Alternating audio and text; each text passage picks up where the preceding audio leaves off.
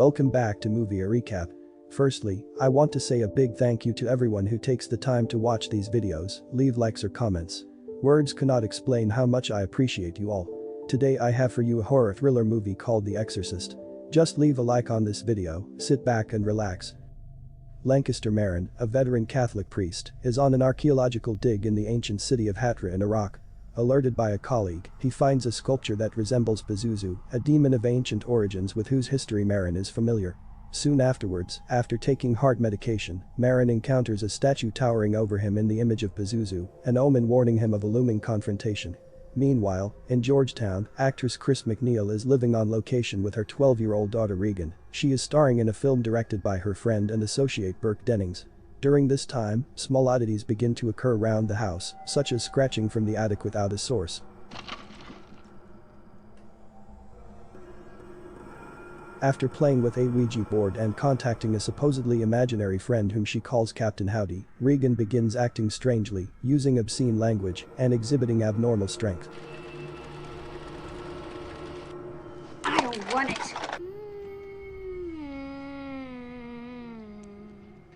Additionally, there is poltergeist-like activity in the home at night. Chris hosts a party, during which Regan comes downstairs unannounced, tells one of the guests, an astronaut, that he will die up there, and then excuses herself on the floor.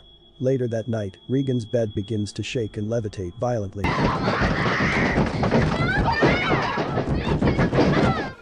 Chris consults a number of physicians, putting Regan through a battery of diagnostic tests, but the doctors find nothing physiologically wrong with her. One night when Chris is out, Burke Dennings is babysitting a heavily sedated Regan.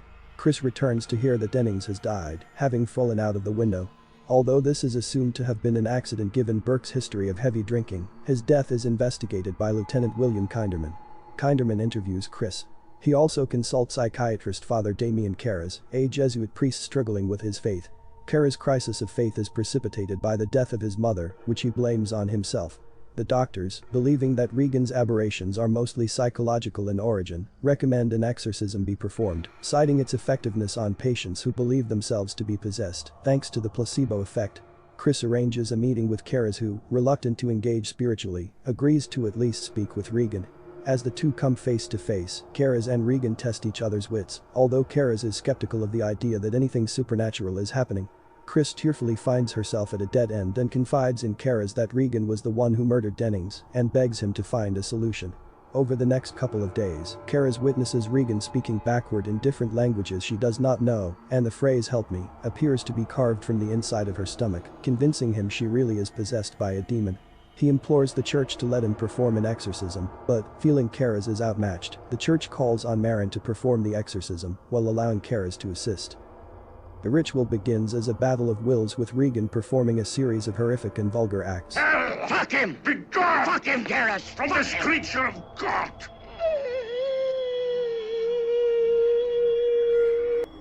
They attempt to exorcise the demon, but the spirit digs in, claiming to be the devil himself. The spirit relentlessly toys with the priest and zeroes in on Carras, sensing his guilt from the passing of his mother.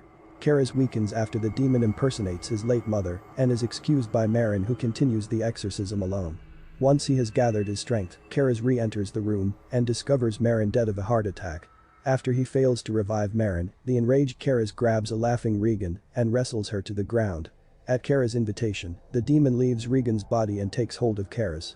In a final moment of strength and self-sacrifice, Carras throws himself out the window before he can harm Regan, falling to his death down a set of stone steps and defeating the demon at last. Father Dyer, a friend of Carras, happens upon the scene and administers the last rites to Carras. A few days later, Regan, now back to her normal self, prepares to leave for Los Angeles with her mother. Although Regan has no apparent recollection of her possession, she is moved by the sight of Dyer's clerical collar to kiss him on the cheek. As the car pulls away, Chris tells the driver to stop, and she gives Father Dyer a medallion that belonged to Carras. After they drive off, Dyer pauses at the top of the stone steps to give Regan's window one last look, and then turns to walk away.